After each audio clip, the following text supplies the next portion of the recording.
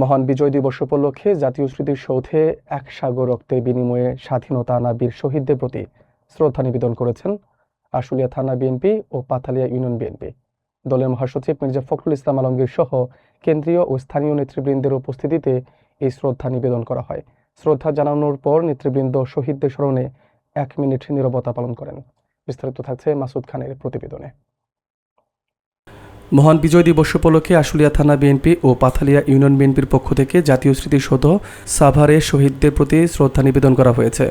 মঙ্গলবার সকাল 8টায় বিএনপি মহাসচিব মির্জা ফখরুল ইসলাম আলমগীর এবং যুগ্ম সাধারণ সম্পাদক রুহুল কবির রিজভী সহ কেন্দ্রীয় ও স্থানীয় নেতৃবৃন্দ শ্রদ্ধা নিবেদন করেন। শ্রদ্ধা জানানোর পর তারা শহীদদের স্মরণে 1 মিনিট নীরবতা পালন করেন। আশুলিয়া থানা বিএনপির পক্ষ থেকে পাথালিয়া ইউনিয়ন বিএনপির সভাপতি আব্দুস সুবাহান, সাধারণ সম্পাদক আমিনুর রহমান এবং পাথালিয়া ইউনিয়ন পরিষদের ভারপ্রাপ্ত চেয়ারম্যান জহিরুল ইসলাম জহির সহ অন্যান্য অঙ্গ সংগঠনের নেতৃবৃন্দ শহীদদের কথা স্মরণ করে পুষ্পস্তবক অর্পণ করেন। তারা ডাক্তার দেওয়ান মোহাম্মদ সালাউদ্দিন বাবুর নেতৃত্বে এই শ্রদ্ধা নিবেদন করেন।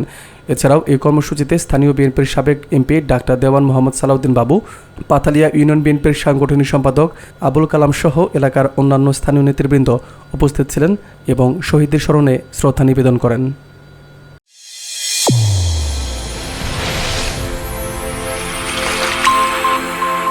চ্যানেল A1 হৃদয়ের স্পন্দন।